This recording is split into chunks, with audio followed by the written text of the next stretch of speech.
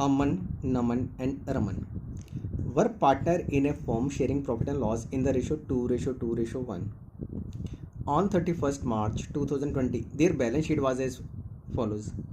अब यहाँ पे अमन, नमन और रमन तीन पार्टनर बताए गए और इनकी शेयरिंग रेशो क्या बताई गई, 2:2:1. तो सबसे पहले हमें क्या पता चला क्या कि इनकी profit and loss sharing ratio क्या है, 2:2:1. लाइबिलिटी साइड में कैपिटल अकाउंट अमन, नमन और रमन दिए और एडजस्ट साथ में क्या दिए, वर्कमैन कंपनसेशन रिजर्व. तो आपको पता है कि वर्कमैन कंपनसेशन रिजर्व जो है वो पार्टनर्स कैपिटल अकाउंट में बांटा जाता है according to their sharing ratio. कौन सी शेयरिंग रेशो दी है, 2:2:1. जनरल रिजर्व ये भी शेयरिंग रेशो से बांटा जाता है और कहाँ, पार्टनर्स कैपिटल अकाउंट में. एम्प्लॉइज प्रोविडेंट फंड लाइबिलिटीज़ है, क्रेडिटर लाइबिलिटीज़ है हमारी. अब एसेट्स में क्या दिए, fix assets, stock, debtors, cash at bank और एडवर्टाइजमेंट सस्पेंस अकाउंट. तो आपको एडवर्टाइजमेंट सस्पेंस अकाउंट भी पार्टनर्स कैपिटल अकाउंट में डेबिट साइड में बांटा जाता है. ये डेफर्ड रेवेन्यू एक्सपेंसेस होते हैं. तो ये कितने, 50,000. तो ये भी कौन सी शेयरिंग रेशो से, 2:2:1. नमन डाइड ऑन 30 जून 2020. अब यहाँ पे क्या बोला गया कि नमन की डेथ हो गई, कब हुई, 30 जून 2020. According to the partnership deed his legal heir were entitled to balance in his capital account. क्या क्या मिलेगा उसको, सबसे पहले जो उसका बैलेंस है जो कैपिटल वो आएगी. हिज शेयर ऑफ गुडविल का शेयर मिलेगा. Will be calculate on the basis of thrice the average of the past 4 year profit. जो पिछले 4 साल का प्रॉफिट होगा पहले उसको एवरेज प्रॉफिट निकालना है, फिर इसको 3 टाइम्स करके फिर हमने क्या करना है, नमन का शेयर देना है. फिर इसके बाद उसने बोला his share in profit up to date of death on the basis of average profit of the last 2 year. कहता है उसको प्रॉफिट का शेयर कितना देना है, up to the date of death on the basis of average of the last 2 years. जो last 2 year का profit दिया होगा ना उसका एवरेज निकालना है, फिर उसका शेयर देना है. Interest on capital at the rate of 12% per annum up to the date of his death. Interest on capital कितना मिलेगा उसको, 12% मिलेगा. डेट ऑफ डेथ कितने उसके तक.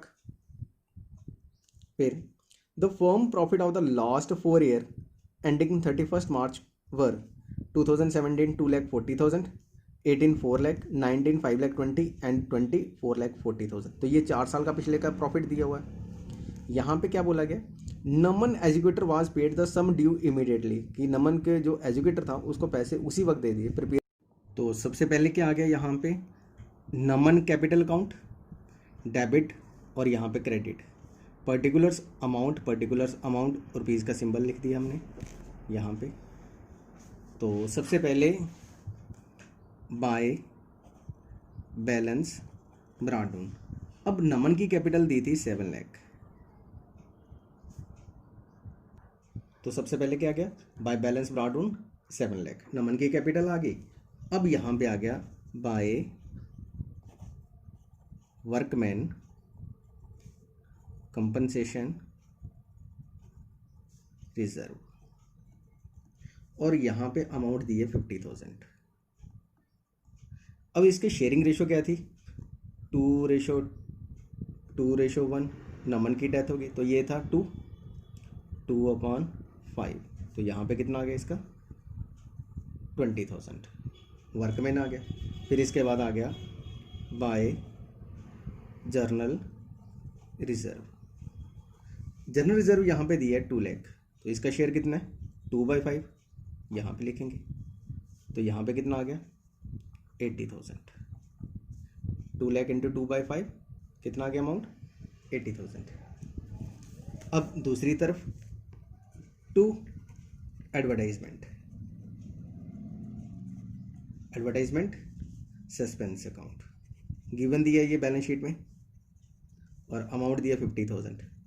तो सबसे पहले यही बांटने होते हैं जो एसेट्स में दिए.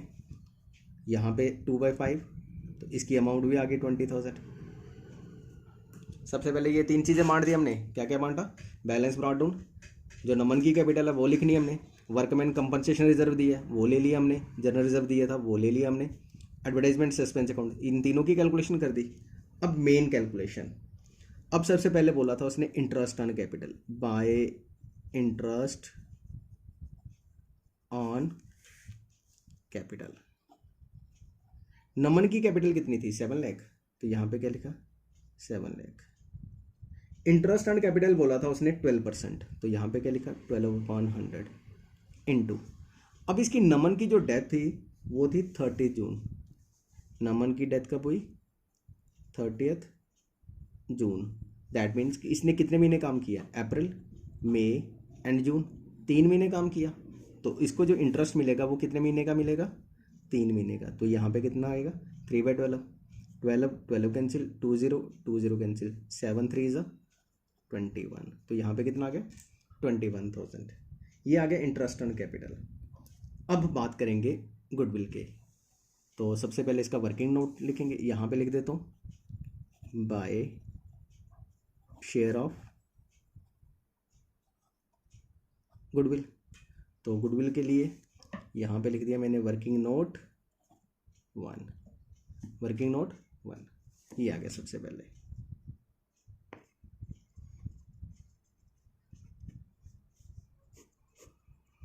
तो सबसे पहले क्या लिखना है यहाँ पे average profit.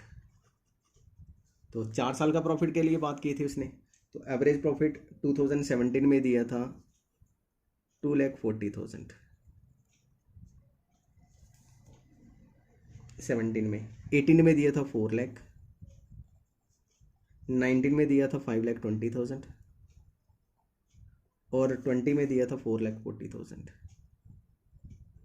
Divided by 4, 4 9 13 15 1 16 lakh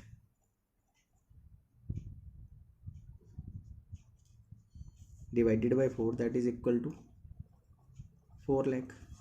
तो यहाँ पे क्या लिखा था goodwill, goodwill equal to 3 times average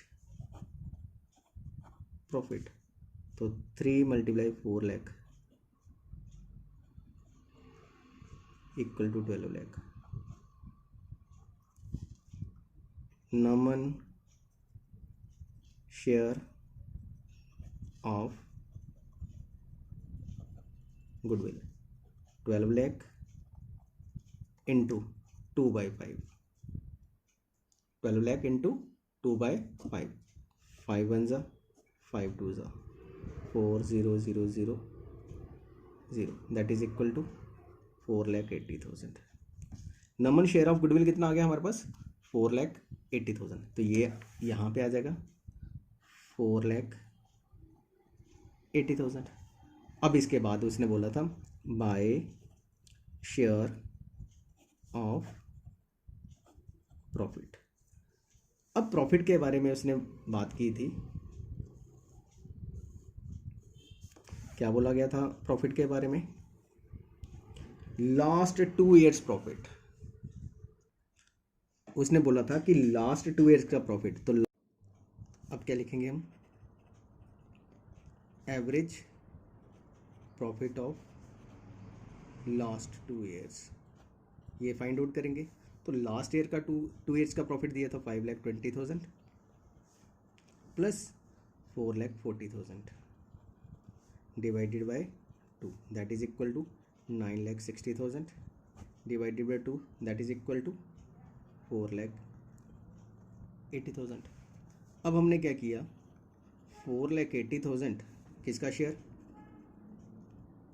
Naman share of profit, 4,80,000 into 2/5 into 3/12। ये 3/12 क्यों बताया मैंने, क्योंकि इसकी डेथ कब हो गई थी 30 जून। दैट मीन्स कि उसने अप्रैल मई एंड जून 3 महीने काम किया था।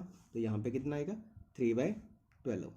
तो यहाँ पे क्या आ गया 3 1 ज़ा 3 4 ज़ा 2 1 ज़ा 2 2 ज़ा, तो 5 2 ज़ा 10, दैट इज इक्वल टू 48,000। कितना आ गया हमारे पास 48,000। अब यहाँ पे आ गया शेयर ऑफ प्रॉफिट 48,000। अब हमने क्या करना है इन सब का total 7 lakh plus 20,000 plus 80,000 plus 21,000 plus 4,80,000 plus 48,000। तो इसका टोटल करके हमारे पास अमाउंट आती है 13,49,000। तो यही टोटल यहाँ पे आ जाएगा 13,49,000।